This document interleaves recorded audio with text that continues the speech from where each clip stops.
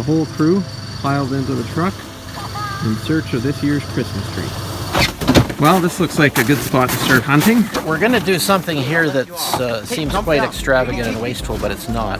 We want a 10-foot tall tree. We're going to cut down a much taller tree. You can get a really nice tree if you cut off the top. These trees along the edges of the field are a problem. They get in the way. I need to cut them down anyway, and I can use the trunk for firewood too. So it's really a no-waste situation. Win-win-win. Yep. It's natural trees. It's not a tree farm here, so they're perfectly imperfect trees. See that taller one? See how thick that top is? Yeah. How was that little run, Ellie? Part of the Bailey Line Road fitness program? No. I don't know why I did it. Any prospects here? Yeah. No, all of them look so skinny. What are your thoughts, college boy? Yeah, I like the one Mom picked. You always want to cut down trees that are a nuisance or that are in ground that can grow trees back again very well. Not too far after this fence, the soil pretty much disappears, so I really don't like to cut trees from this area of mostly limestone. Uh-oh, Kate is full of burrs. Oh boy, she's gotten into the burrs. Yes, she has. And the only way to get them is to comb them out. Jake, look at your job when you get home. That one there. Exactly. That's So what that's I've the been one we were but thinking of no one originally, told right? me. It's a natural tree. This is not a farmed tree. It hasn't very been pruned every wide, year right? for 20 It's years. gonna be- I noticed that the choke knob had broken on the saw. I fixed it with a metal one here until I get another one. Oh, a little bit of wire. Good thinking.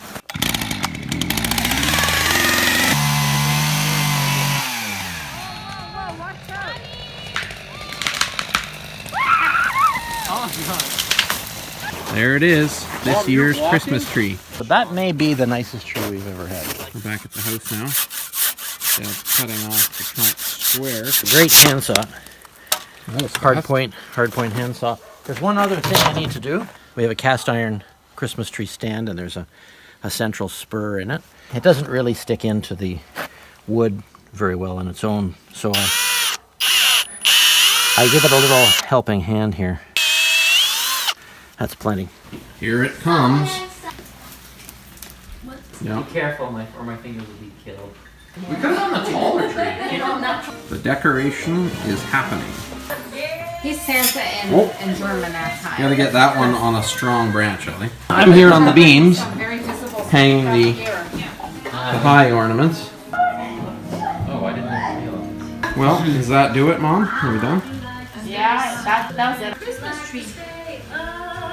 People might get the mistaken impression that all we do is unbox firewood cutting tools and make firewood, and that's not the case. We do happen to be going through a fair amount of that kind of stuff lately. This is the firewood tool that didn't come with the last shipment. And sort of like those rough dolls, where one fits inside the other.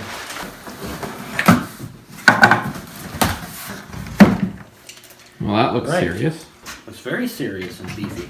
Well, we'll give this a try. It grips the log and it lets you roll the log. You can roll it and lift it up a little bit. That actually could be a really big help.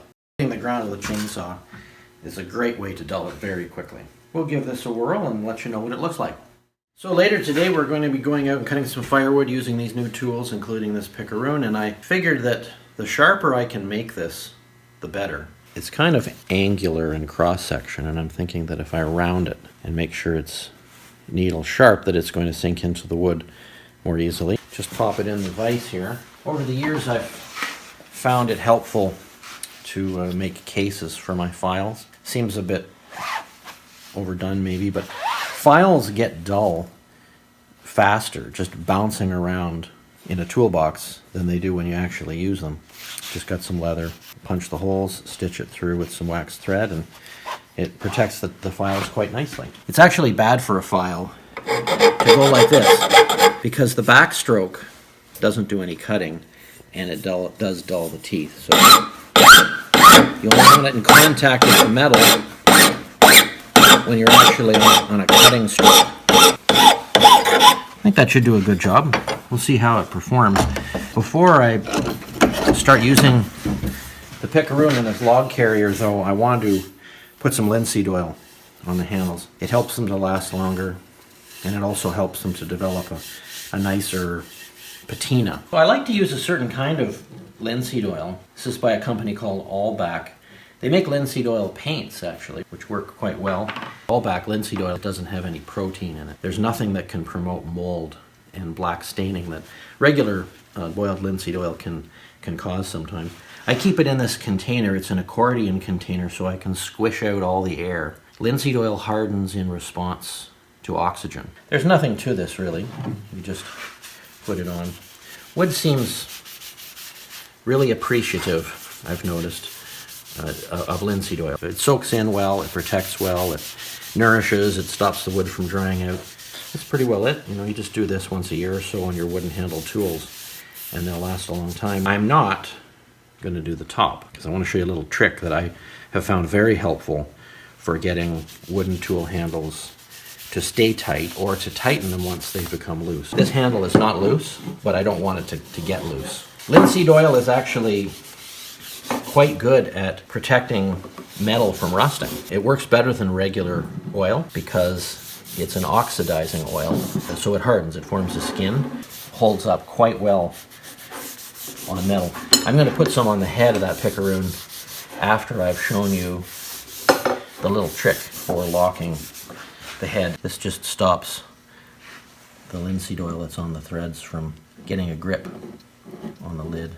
So this pickaroon is brand new. It's got a hardwood wedge in a split to hold the handle tight, and it is tight. This stuff, Chair Doctor, is a very low viscosity adhesive that also swells wood. It's designed for tightening up wooden chairs, but it also is superb at swelling tool handles when they're installed and keeping them from shrinking. It's very good at tightening loose handles, so you don't have to take it all out.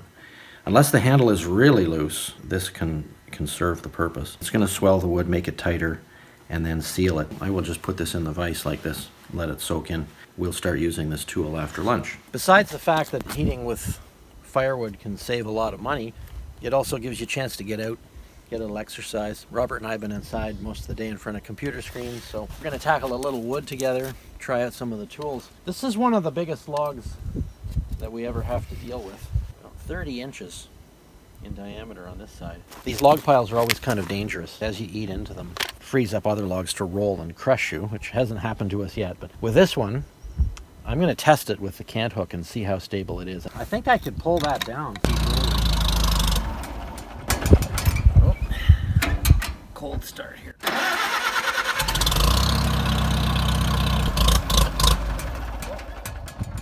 Forgot to turn the gas on.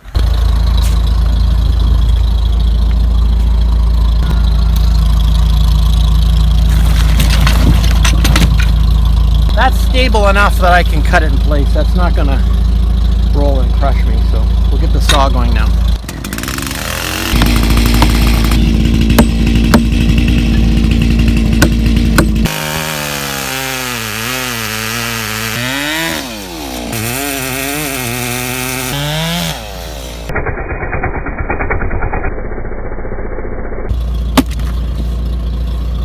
Rather than get that big hydraulic splitter out, we're just going to break these up into manageable chunks.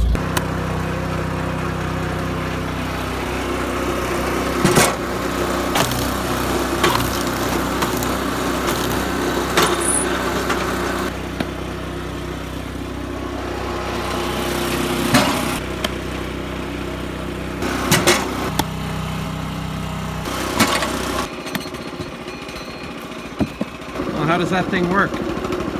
Pretty good. I think it's going to take me a little practice, but it is nice not to have to reach down. You can kind of reach out, pull logs around. It reminds me of a cormorant's beak. Hey, look at that. This is that cant hook I unboxed a little while ago. It's for rolling logs and moving them, but this one's also for elevating logs so that you can cut right through without running into the ground.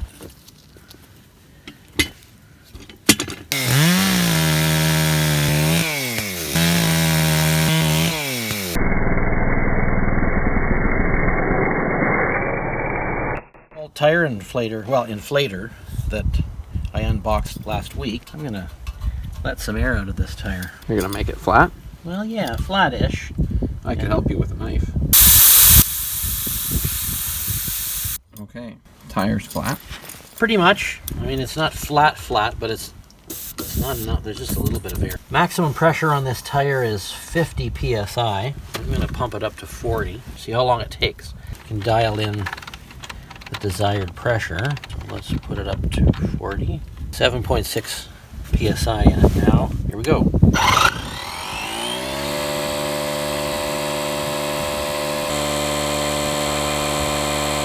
We're coming up on 2 minutes of pumping. We're at 5 minutes now. Coming up on 7 minutes now. Well, it's almost at 40. Let's see if it shuts down. 40. It was almost exactly 7 minutes. Pretty decent. One thing I'm curious about is how much battery that took. It was showing full before, so now we're down 1 light. If I had a tire to top up, I would use something like this. If I had access to a compressor and I had a nearly flat tire to fill like this, the compressor makes more sense. The idea here is that you carry it, it's convenient. You can travel with it. Thanks for watching. Be sure to come back every Friday for a new episode. Subscribe, like, and hit the notifications bell so you know when new episodes come out. And be sure to sign up for my famous weekly newsletter. Every Saturday morning, thousands of people get it. You can sign up at the link in the description box.